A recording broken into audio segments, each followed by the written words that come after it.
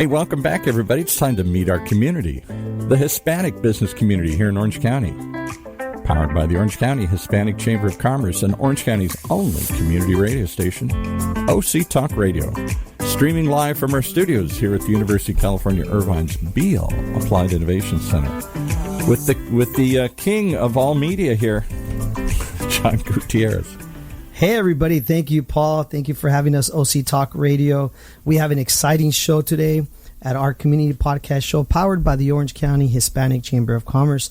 I'm your host, John Gutierrez, the Senior Vice President here at the Orange County Hispanic Chamber of Commerce. And we have an exciting show for you today, some great information, a powerhouse of an organization, Managed Solution. We have the founder and CEO, Mr. Sean Ferrel. Welcome to the show. Oh, thanks for having me.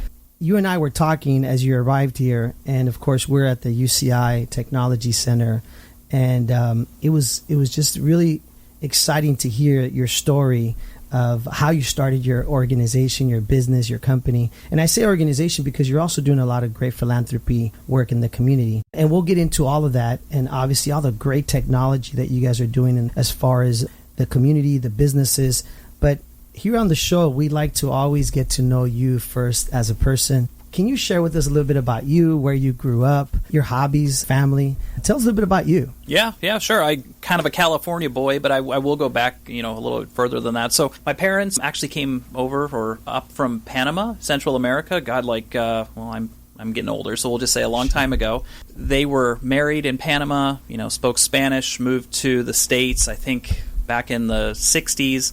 And then ultimately, they moved to Riverside, California. So they had me, and my mom went to school there at UCR, so it's close to home here with UCI being where we're at today. And nice. Ultimately, my dad and her dated for a lot of years. He came in from Reno, Nevada, come to see her, and then to make that story real short, they got married. They had me as their first child. They have a brother, 2 boys who I adore and who I spend all types of time with, coaching all the different sports, and a beautiful wife that I've been married to for, going on 16 years. So ultimately, moved to San Diego, went to the University of San Diego down there. Let's slow down. Oh. Happy wife, happy life. Happy, 100%. So 16 years, that's impressive. I mean, I'm at 18, so that's impressive. It takes special people to put up with us, right? Yes. So shout out to your wife. And she is the CEO at home, that is for sure. Eso. She, as Latinos, we like to say, she wears the pants, right? She 100% does, yes. And you have 2 kids, you said? I'm sorry. 2 boys. Okay. 2 amazing kids, 13 going on 13 actually in 2 days, and then an 11-year-old. Oh, nice. Yeah. That's awesome. Yeah. And then you said, so you guys are in San Diego. We live in San Diego, North County, if you will, and so we've been there, 20 years ago or so when I was in college. Now, have you been to Chargers games or anything like that? I mean, they're having a good season. Yes, they are. Quarterback, he's a really good quarterback. I like that young guy. We do love Josh. We wish they were still in San Diego, but hey, we're just happy they're winning. Well, they'll always be considered San Diego, I think, yes. Right? I mean, I grew up watching Junior Seau, and he was one of my huge, just in football I loved. And, of course, Drew Brees when he was there back in the day. So for me, they're always going to be San Diego Chargers. But right now we have Padres to root for. That's right. Yeah. I got to be careful because I don't want all the Dodger people listening to us to start clicking off. Yeah, I know. So you're in San Diego, but you grew up in Riverside originally for some years. And where did you go after high school? Where did you end up moving to, going to college, or whereabouts did you move to from there? Yeah. So went to, kind of in the heart of Riverside, actually a little town, Rubidoux. Kind of a rough area, but anyway, loved it. Learned a lot of life skills, if you will. And then I got a scholarship to go to University of San Diego for business, and then actually to play some sports down there. And so I did. And wait. You played? What did you play? Tell us. I played baseball. Nice. That was a passion of mine. Really? My grandfather in Panama, Lloyd, he was a professional baseball player in the Panamanian. You have that gene already in you. I loved the game. And I still what position did you play? Center field, and sometimes mid, short, second base. Nice. Yeah. Nice. So did you have that dream that maybe someday you play at that other level? Or was it just, I'm doing this for fun?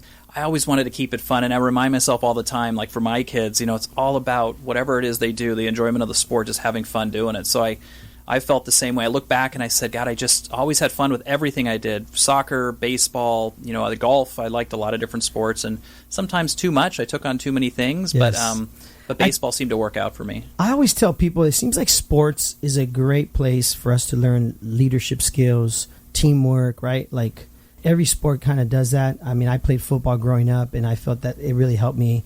Do you feel baseball made an impact in your life in some of those ways? 100%. We operate like a sports team to some extent. I'm kind of the coach, I always say, on the sidelines or in the dugout, and every player's different. Everybody needs to be motivated a different way. Everybody has different skills, and it's just parlays into business. What you see in sports is just understanding the things that people do really well and the things that people can improve on, and taking that and helping them get better, but encouraging them to get better throughout the process. I love that you bring that up, because obviously being here at the Orange County Hispanic Chamber of Commerce, we have a lot of businesses that are part of our organization, our network. Everybody's always listening to great leaders, community leaders, business leaders. What makes you successful? What do you feel has made you successful? I mean, Managed Solutions, 20 years in the business, that's pretty impressive. Yeah. I would say at the core of it all, and I don't want to use the word culture because I think that's kind of played out a little bit, but we are a community. And even more so, you talk about the word family. We are truly a family. I don't have any family members in the company, but I will tell you that when you think about your children at home and they make mistakes and you get upset with them and you course correct, but those kids, they know that they're going to make mistakes and they're not going to get in trouble, and dad and mom are going to be there to support them. I run it the same way in the business. I want people to make mistakes. I want people to know that we're going to be there as leaders for them. I want them to know I'm just their peer, but we're all learning together. Like that, to me, at the core is what creates the great community we have. Now, share with us a little bit about Managed Solution. What is it? How did it get started? What inspired you to start it? Can you share that story with us? Yeah, absolutely. So it is organically grown. What I mean by that is, I've never taken a dime from anybody. It started about, it's going on 20 years or so. It was encouragement. I graduated from USD. I didn't have really another job that I got recruited to do different things. But I loved tech, and I loved people who were technical. I loved the human being who could solve problems technically. So I had some encouragement from friends who were in the technical field who said, go out and start something technical. So to, shorten the story back then, I literally was in my dorm room. I started printing business cards on the printer back then. I can't even remember. I was trying to figure out logos as gears, like in a car. Nice. And I walked the streets. I really did. It was, the traditional vacuum. Careful how we say that. I walked the streets. Yeah, I know. Well, but I did.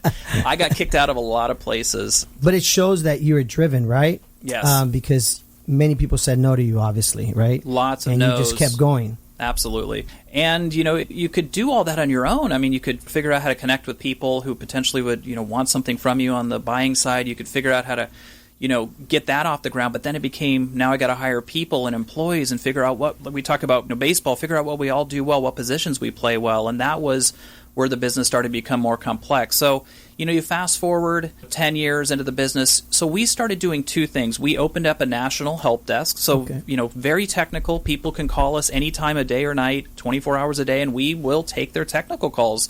Laptop, desktop, cell phone, iPhone, don't really care. We get calls from parents at home these days who their kid's iPad doesn't work, and we handle it. And then Microsoft, in that, we'll say in the last 10 years, knocked on our door and said, hey, you're in a lot of our big accounts around the country, talking to them about our technology and what it brings to our business. So we want to work with you. We want to essentially, you become a managed partner of ours, and we want you to help us implement our solutions. So I always tell people we can either help you with that strategy, where we're going to go with the technology, how to build it right, how to build it for the success in the future, and we can also support what it is you need. So it's kind of two companies in one. That's interesting you say, because I always joke at the chamber with members here and friends of mine. They call me Johnny on the spot. And that's kind of what Managed Solution is, right? Like Johnny on the spot. Like you resolve and help so many people in so many different ways. Yeah. And that's great that you build a business that's meeting all these challenges. What would you say are some of the biggest challenges you face as a business? Yeah. Well, I'll use the term the sprawl in technology. Goodness, we all know, like everything we use, whether it's Excel or an email application or anything we use, or just the fact that we have 10 devices each these days, there's so much that people have at their fingertips and so much that they need at any given time. The biggest challenges we face are getting to all those things, like answering the phone right away when they call, or leaving that phone call with, and we even have a program called Smile Back. We literally want to know that people are smiling on the other end of that computer. So that's how they get worked, and that is, in our new world, that computer, that technology is what drives them, frankly, in the business, and in some cases, that's what we use in our personal lives too. So how can I enable that experience to be better and better? That's the ticket. You and I were talking as we were taking a tour here earlier. And by the way, talk about being early to a meeting. That is awesome. That shows that it's all business, right? We were talking, and one of the interesting things we talked about is that you work with a lot of different industries. And of course, I'm in the healthcare background industry. You work with a lot of healthcare companies, and how there's a lot of softwares, right, in different industries that you're involved with. What are you seeing as far as technology that has changed or become the front and center in our lives? Is it healthy for us? Is it not? What would you say? Yeah, I think it's, that's twofold. And, we could, you talk about healthcare and, being able to do things, more automated or, getting to information on people. I mean, today you're seeing a lot of healthcare organizations, doctors and nurses who are receiving the 23andMe's and all the predictive healthcare stuff to be able to help better treat their patients. So there's a lot of good coming out of technology that we support and we help implement.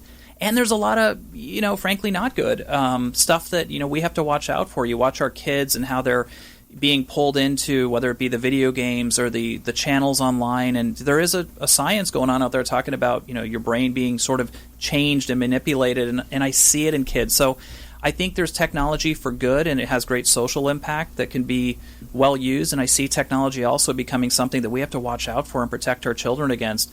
And then that goes into the whole, how secure are we doing these things, cybersecurity, but more so, is technology pointing itself in the right direction through these these metaverses that we're talking about out there, if everybody's seeing them online, where we have these identities that are virtual. Is that good? I don't know just yet. I also want to tell people it's not something that we shouldn't be open to and be looking at and not saying no to it, but just trying to understand the good and the bad in it. Well, it's kind of like in healthcare, right? I always say to people, when you're going to see a doctor works his way backwards, right? He's looking at, okay, you don't have this, you don't have that. He doesn't go in and say, oh, you automatically have this. No, he's checking first high blood pressure, fever, things like that. And in technology, it seems like you're looking at all those components, right? You're looking at what fits best, what works best, what are the challenges, the needs. Share with me a little bit about how will technology enhance or replace the human value in our businesses? It's a scary topic because it goes, I think, big picture into what's happening in the world around us, with inflation and costs of living and just frankly the cost of us as human beings to employ these days. We all have to make more to support more in our personal lives, and our dollar goes less far. So when I look at businesses today and what they're trying to do is, in some cases they are trying to automate processes. They're trying to eliminate some of the human side of how things are done. And again, back to the good and the bad, some of it is really good. Can we automate how health records and patients traverse the healthcare system? That's probably a good thing that'll help save lives at the end of the day. And at the same time, it is scary because, it does eliminate some of the employment that's out there, and we have to figure out that balance. And it makes me nervous here in the immediate future as we see, employee costs on the rise, costs of commodities on the rise. We have to figure out how to contend with that. Yeah, I know one of the big points right now that everybody's talking about, of course, is the recession, right? And cutting cost. Should automation replace what we do? Is kind of the question out there, right? What would you say to that? I'm a perfect example of something where people might say at one point or another, well, the computer's going to update itself, and the computer's going to be able to, you're going to get an application from the quote-unquote cloud, and so where does the human come into play? But I got to tell you, as many tools as we put in place to they call it bots, let's say. You could IM us real quick or send in this thing, my password's not working, and this bot come back and say, well, here's your new password, and change it. I got to tell you, people still want to talk to the person on the other end and maybe talk about how they're feeling, the emotional experience, how when the computer doesn't work, how this is, just really roughing up their day for them and impacting their life. So I think those are areas where the human, spirit doesn't go away. I think in other areas, we are trying to figure out ways to automate manufacturing of cars, of, different products out there. Restaurants, the cost of food has went up, as we all know. So people are trying to figure out how to automate processes in kitchens, which sounds, counterintuitive to, wanting fresh food from the right people. But yes, I think we're going to see a mix of the two. I'm smiling because you mentioned the cost of food.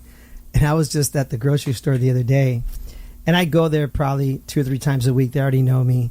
And I usually go through the actual regular check stand, and they, hey, John, how are you? And, like you said, the interaction, and they know my wife, and how's your wife? And so the other day, huge line. Obviously, a lot of businesses are short of staff right now, as you talked about earlier. Staff is a big issue.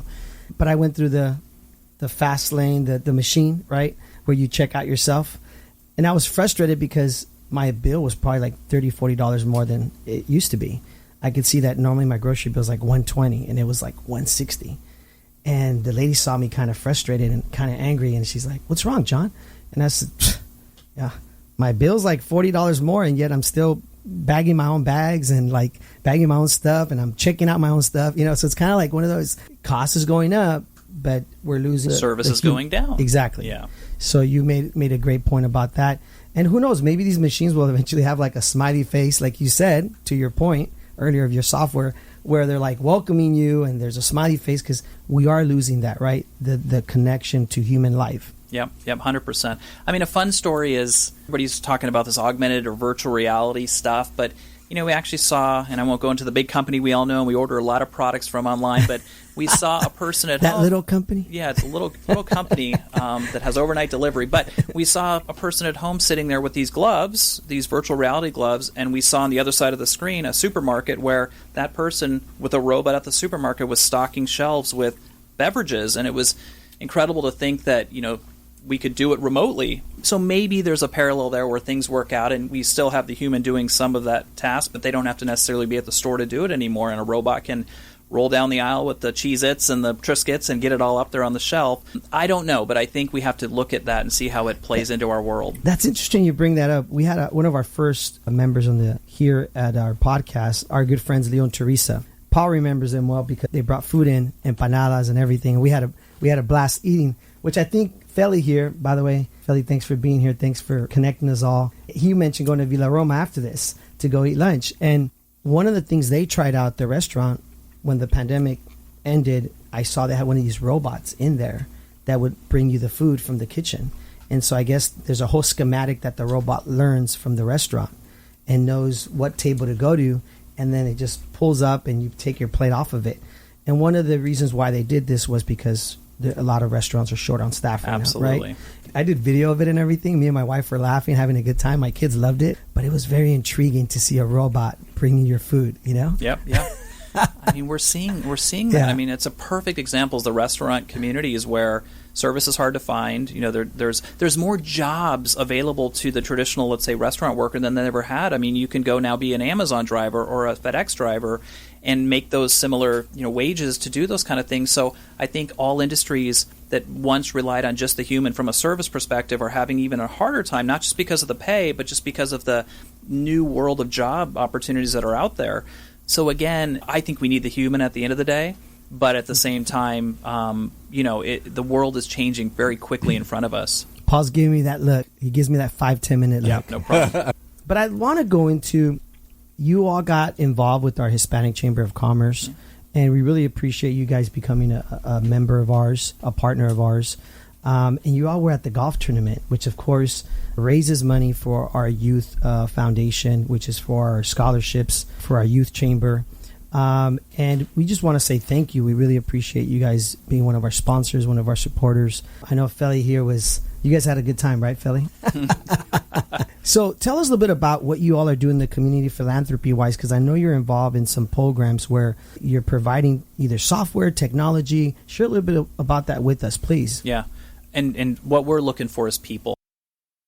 Outside of our own people to just help serve other people, frankly. You know, one of the missions of Managed Solution was, yes, we're good at the tech, we can help companies, but we started actually getting approached by, you name it, hospice companies, foster youth companies, younger kids who don't have computer companies, who are all nonprofit based. And so over the last, 15 years, every year we give away hundreds of computers to foster youth who are going off to college, and our help desk supports those kids. And it's awesome. The idea there is not only do we want to give back to the kids, with some form of technology, but what I found as a company is that we create a platform where people from the outside, husbands, wives, kids, can all come in and really help with these things. So what we're looking for at times is, we have big events coming up. We have one with a company in San Diego called Computers to Kids San Diego, and we have plenty of computers to give away, but we need people to help give those things out and get things registered and make sure we know who got them. So anytime you're interested in giving back, and look us up, look at the events we're doing, and we're here to kind of combine efforts to get things out to people. That sounds fun, giving away computers. It is right? Fun. Like the smile you must get from kids or parents or families that's just so rewarding, I would imagine, right? Yeah, and you'd be surprised how many people don't have that technology at their fingertips, who, by the way, more than ever need it, whether it's for school or for some other activity. And at the end of the day, you're 100% right. It's, what we hope at the end of it all is that maybe one of our employees or one of our people who come to help connect with that organization and keep going with them in the future. And we've seen that where they've joined boards and they've been involved with helping different, communities. That's what we're looking for. Well, and I know we only have a few minutes left, but when you provide somebody that laptop or that technology, it allows them to now hopefully stay home, right? Or be with their family, which again, that provides that human touch, the quality of having your loved ones around, as opposed to them having to go somewhere else, right? Or having it, and not only that, walking home late from, let's say, a library or another center, right? So you're impacting the family in many different ways. And for that, we thank you guys. Yeah. We really appreciate you do that for the community. I know with Feli over here, we talked about you guys getting involved with our youth chambers. So we're excited about our former chairman of our board, John Amador, and Feli had met already and talked about some ideas about working with our youth chamber because at the end of the day, technology is the future of the world regardless. And we need to have that in the hands of our leaders, which are our young leaders, right? Yeah, to your point, anybody, and we mentor kids from different colleges, people who are entrepreneurial, people who just want to have that technology at their fingertips to better use it. Some of the stuff we're giving out to children and they're using it for their parents to help them go out and search for jobs or create resumes. Anything we could do to give back to the younger generation, because they're the up-and-comers. And like we talked about earlier, in the job market, we need them. There's a shortage out there of technologists, of other types, and we need these people more than ever, but they're going to need technology to be successful. Now, if anybody is listening to us, is there opportunities for jobs, internship, things like that? Yeah, we share that? Yeah, we just started yesterday. We had a brand new intern. We were excited. Nice. And we have them coming in typically once a month, depending on their school schedules. Mentorships, we mentor, like I said, entrepreneurial students, love it. And then we are hiring like crazy. Really? So wow. That would be my biggest, if you're interested in the tech space, look us up because we have several jobs posted. Well, thank you so much, Sean, for being here. We really appreciate you coming out. Thank you. We know you're an extremely busy businessman, and we really appreciate all your support. Folks, Sean Ferrel, founder and CEO of Managed Solution, 20 years in the business, one of our new partners at our chamber, and Feli here, who we call Feli Tech, is what we call him. Put me in, coach. That's his new saying. Thank you guys for being here. Thank you for supporting our chamber. We look forward to doing more in the community together. Folks, please follow us at ochcc.com or go to our chamber Facebook page, Orange County Hispanic Chamber of Commerce, or our Instagram at ochcc. Again, this is our community podcast show powered by the Orange County Hispanic Chamber of Commerce. I'm your host, John Gutierrez, the Senior Vice President here. I thank you for listening to us. And again, thank you to Mr. Sean Ferrel, founder and CEO of Managed Solution. Thank you for being here. Oh, thank you so much for having me. Paul, take it away. Just want to remind you to meet our community each and every week. The Hispanic business community here in Orange County. Powered by the Orange County Hispanic Chamber of Commerce and Orange County's only community radio station, OC Talk Radio. Streaming live from our studios here at the University of California, Irvine's Beale Applied Innovation Center.